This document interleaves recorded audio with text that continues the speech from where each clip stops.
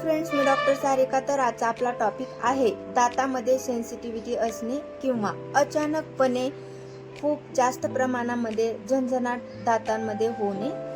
Sensitivity असणे हे normal आहे का ॲबनॉर्मल आहे, याची काय कारणे आहेत आणि यावर आपण काय ट्रीटमेंट घेऊ शकतो, तर आज आपण डिटेलमध्ये पाहणार आहोत. तर कारणांमध्ये आपण पाहिलं तर समटाईम गम डिसीजेस म्हणजे हिरड्यांचे काही आजार असू शकतात.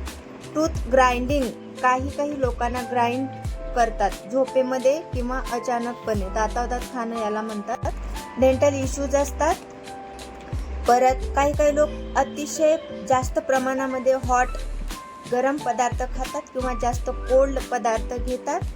जास्त गोड पदार्थ खाण्यावर भर ज्या लोकांचा असतो त्यांना सुद्धा असं होऊ शकतं. ॲसिडिक फूड असेल, कोल्ड ड्रिंक्स असेल किंवा कोल्ड फूड असेल, यामध्ये होतं काय की अचानकपणे शार्प टाईपचं पेन दातामध्ये होतं किंवा असे झिंझिण्या आल्यासारखं होतं. मग आपल्याला यामध्ये कॉमन काय करायला पाहिजे की आपले सेन्सेशन नॅचरलरित्या कमी होऊ शकतं. तर आपल्याला ॲसिडिक फूड, ॲसिडिक ड्रिंक पूर्णपणे कमी करायचं आहे. डिसेन्सिटायझिंग टूथपेस्टचा वापर करायचा आहे.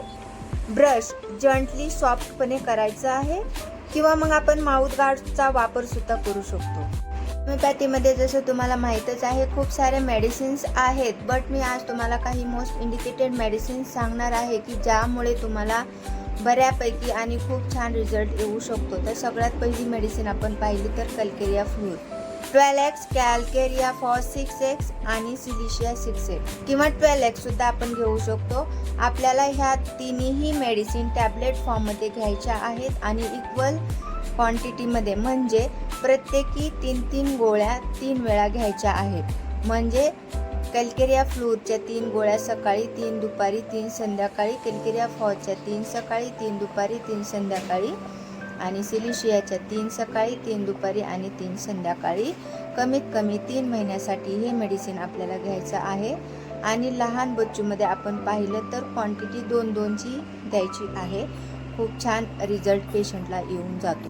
मग यामध्ये दात दुखी असू द्या किंवा दात जर किडके असतील आणि त्यामुळे जर सेन्सिटिव्हिटी होत असेल तरी सुद्धा खूप छान रिझल्ट पेशंटला येऊन जातो.